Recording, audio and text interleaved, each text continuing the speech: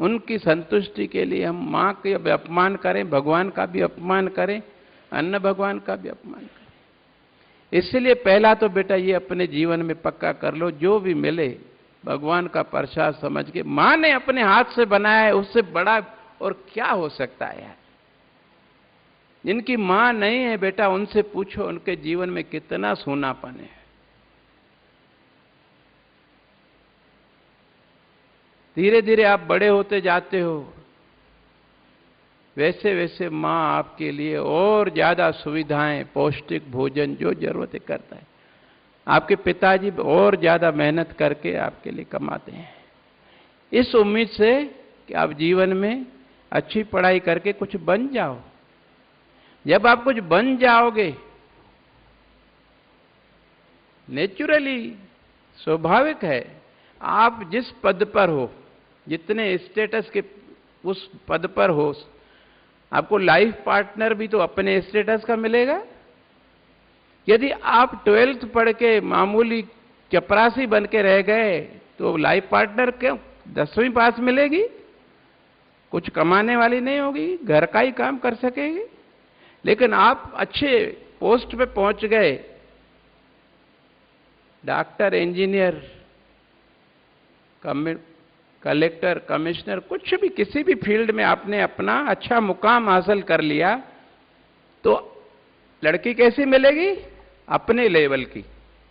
थोड़ा कम भी हो सकती है, नहीं तो लेवल की मिलती है। दोनों की आमदनी इतनी अच्छी होगी, आप लोग भी सुखी रहोगे, अपने बड़ों की भी सेवा करके उनका आशीर्वाद ले पाओगे, और आने वाली पीढ़ी को अपने से भी बढ़िया पढ़ाई कराओगे, क्योंकि आपको पढ़ाई का महत्व मालूम हो गया।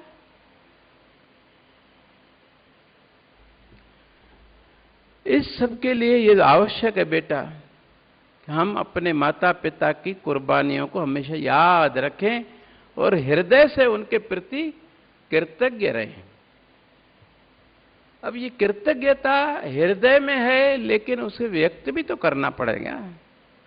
भाई प्यार है मेरे हृदय में, लेकिन प्यार को मैं अभिव्यक्त नहीं करूंगा तो आपको कैसे मालूम पड़ेगा कि मैं आपसे प्यार करता हूं, है कि नहीं? तो इसीलिए हमारे ऋषि मुनियों ने ये नियम निकाला कि सुबेरे जब हम स्कूल आए तो अपने माता पिता के चरण स्पर्श करके उनकी चरण धूली, ये चरण है ना, ऐसे करके इधर मस्तिष्क पे लगाएं। इस चरण धूली में इतनी शक्ति है,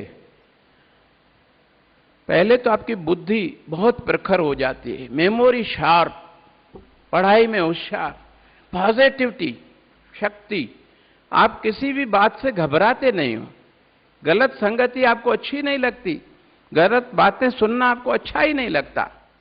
ये उस चरण धूलि का प्रताप है। और अगर आपको इधर कुछ दुर्घटना लिखी है, बहुत नुकसान होने वाला है, आपकी टांग टूट सकती है, लेकिन उसकी आशीर्वाद की वजह से वो मिट जाता है। जरा सा एक धक्का खा के आप उठ खड़े होते हो और आपका कर्म कट जाता है। ये उस माता पिता के चरण धूलि को मस्तिष्क पे लगाने का प्रताप है, उसमें इतनी शक्ति है बेटा। इसीलिए कल से आप लोग अपने माता पिता के चरणों की धूलि ऐसे पूरे हाथ से लेकर के इधर लगाकर देखो, और फिर आपके अंदर क्या चेंज आता है वो देखो। मैंने किया है बेटा, मैं जो आपको बता रहा हूं वो मैंने किया है, मैंने पाया है, और वही आपको बताता हूं।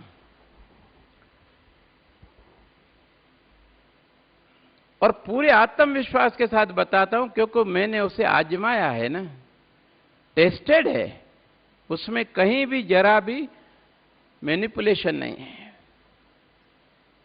एक बात। दूसरी बात, हर घर में भगवान का छोटा मंदिर जरूर होता है। भगवान को भी आपने देखा है, कई बच्चे अपंग पैदा होते हैं, कई मरे हुए पैदा होते हैं। हम जब माता के गर्भ में होते हैं तो मां को नहीं मालूम होता है कि हमें क्या जरूरत है, उल्टे लटके होते हैं ऐसे।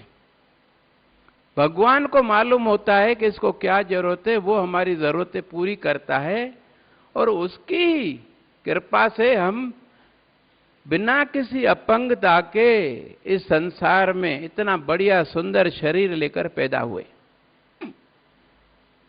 तो उस भगवान के प्रति भी तो हमें कृतज्ञ होना चाहिए। माता के गर्भ में आने से पहले भी हमें वो संभाल रहा था, मां के गर्भ में भी उसने संभाला और जीवन भर हमारे साथ रहेगा। विवेक के रूप में हमें मार्गदर्शन देता रहता है कि क्या करना चाहिए, क्या नहीं करना चाहिए, क्या खाना चाहिए, क्या नहीं खाना चाहिए। यदि हम उसकी बात मानते हैं तो बरोबर जीवन भर आपको कभी भी ठोकर नहीं लगेगी, धोखा नहीं खाओगे।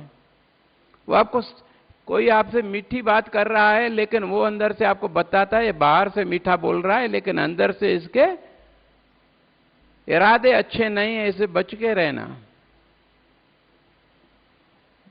क्योंकि वो विवेक क्या है, वो खुद ईश्वर का अंश है। ईश्वर अंश जीव अविनाशी, और वो सबके अंदर उसका अंश है। तो वो जान जाता है सामने वाले के अंदर क्या भावना है, बचाता है हमें यार। जो विवेक के कहने पर चलता है वो कभी ठोकर नहीं खाता है, लेकिन विवेक तब बताता है जब हम उसके कहने पर चलें। स्कूल में जब हम आते हैं, हमारी टीचर्स कितने हमारे लिए आत्मीयता से कितनी मेहनत करती हैं। अगर वो हमें नहीं पढ़ाएं, ध्यान नहीं दें, कॉलेजों में ऐसा होता है, वहां की टीचर आती है, लेक्चर देती है और चली जाती है। बच्चों ने समझा नहीं समझा, सुना नहीं सुना, उसको कोई मतलब नहीं। आपको प्रश्न पूछने का भी अधिकार नहीं है बेटा वहां पर। हमारे यहां तो न सिर्फ आपकी शंकाओं का समाधान होता है, लेकिन जिसकी